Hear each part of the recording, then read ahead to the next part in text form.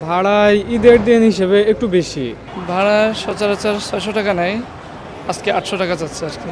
অন্য সময় আমরা ছাড় দিয়ে ছাড়ি, কিন্তু ঈদের টাইমে আমরা বিআরটির ভাড়া রাখি, তো এই জন্যই যাত্রী চিন্তা করে যে ভাড়া বেশি। যে রকমের গাড়ি ওই রকমেরই যাত্রী, অর্থাৎ গাড়ি একটা যদি হয় গাড়ির অল্পতেই ফুল হয়ে যাবে না, যাতে তেমন চাপ না, চাপ কিছু বিকাল দিকে হবে।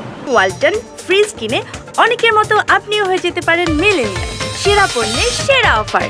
ইচ্ছে ছিল গতকাল রাতে যে ফ্যামিলির সাথে ঈদ করার, কিন্তু যাওয়া হয়নি আর কি, সেজন্য আজকে যাচ্ছি। ভাড়ায় ঈদের দিন হিসেবে একটু বেশি। ঈদের দিন কি আর ঈদের দিন নাকি, একটু বেশি হয়ে যায়। অবশ্য খুব একটা যে বেশি সেটাও না, যেহেতু আমাদের পদ্মার গাড়ি, তো পদ্মার গাড়িতে এবার ভাড়া এরকমই। এমনি আদার্স অন্য দিনে আপনার 650 টাকা। আসলে কর্মব্যস্ততার কারণে আমরা ঈদের আগে বের হতে পারি নাই, যার কারণে আমাদেরকে ঈদের নামাজ পড়েই বের হতে হচ্ছে আর কি।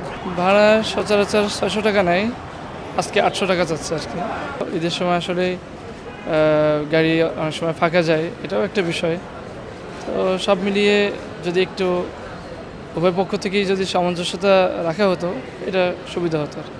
অন্য দিচ্ছে এবছর যাত্রী নাই, ঈদের পরে গাড়ি মাত্র একটা গাড়ি ছাড়ছে, একটা দুটো গাড়ি ছাড়ছে, আর যাত্রী নাই। টার্মিনাল দেখেন পুরোটাই ফাঁকা, কোনো যাত্রী নাই টার্মিনাল।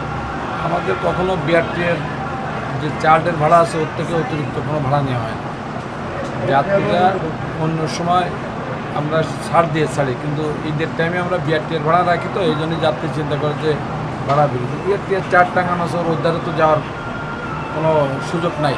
যাত্রীরা তো সবসময় কমে যায়, তার অভ্যাস হয়ে গেছে। যখন এই সরকারি চার্টের ভাড়া দিতে তখন তাদের কাছে বৃদ্ধি হয়ে যায়। ভাড়া 800 টাকা করে চাচ্ছে, 800 টাকা ভাড়া নিয়েছে।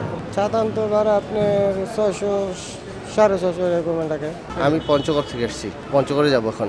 ঈদের আগে গেলাম না, আমার একটু ভালো লাগছিল এখানে, একটু ঈদ কাটালাম, ঈদ ভালো লাগছে। আর ঈদের ঈদ করলাম, করার পর গ্রামে এখন ঈদ করব, ঈদের বাকিটুকু অংশ শেষ করব। আমি গ্রামে থাকি আর কি। ভাড়া বলতে আসলে তেমন আমি জানি না, তবে মনে হয় যে একটু বেশি বেশি হয়তো বা, কারণ যাওয়ার পথে তো কম ভাড়া হওয়ার কথা, আসার পথে এখন তো ভিড় নাই। যাওয়ার পথে এখন যদি ওদিক থেকে আসি তাহলে হয়তো ভাড়াটা বেশি নেওয়াটা উচিত, কিন্তু এখন যাওয়ার পথে তো কম ভাড়া নেওয়া উচিত বা সমপরিমাণ নেওয়া উচিত। যে হিসেবে মাপটি সেই অনুপাতে হয়তো চাচ্ছে না, একটু 2-1 টাকা বা 200 টাকা বেশি যাচ্ছে। যে রকমের গাড়ি ওই রকমেরই যাত্রী, অর্থাৎ গাড়ি একটা যদি হয় গাড়ির অল্পতেই ফুল হয়ে যাবে।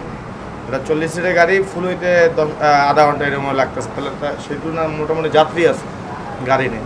এটা তো সবসময় বরাবর এক ঘটনা হলো যে আমার গাড়ি যদি হয় রংপুরে, আপনি যদি বগুড়াতে যান, সেক্ষেত্রে আপনার তো ভাড়াটা আপনার জন্য রংপুরে ভাড়াটা দিতে হবে 860 টাকা। 860 টাকা যদি আপনি বগুড়ার ভাড়া দেন, তাহলে বগুড়ার ভাড়া তো 860 টাকা না, 580-90 টাকা। তো যেটা ঢাকা টু বগুড়া সেটার ভাড়া 580 টাকা। এখন সব গাড়ি যেতে হলে আপনার যে বগুড়া হয়েই তো যেতে হবে, তাই না? বগুড়া যদি হয়ে যেতে হয়, দিনাজপুরের গাড়িতে গেলে 940, পঞ্চগড়ের গাড়িতে গেলে হবে 1200 টাকা। না, যাতে তেমন চাপ না, চাপ কিছু বিকাল দিকে হবে। গাড়ি গেছে কম গেছে, গাড়ি আবার ভুল গেছে গাড়ি না। আমাদের তো ভাড়া তো আপনার ইসে, এখন তো আমাদের এই ঈদের সময় তো আমাদের যেখানে গাড়ি এখন তো খালি গাড়ি আসে, ওই দিনের ভাড়ায় আমরা নিচ্ছি, ওই ইসের আমরা কম নিচ্ছি। এখন ভাড়া আমরা কম নিচ্ছি না।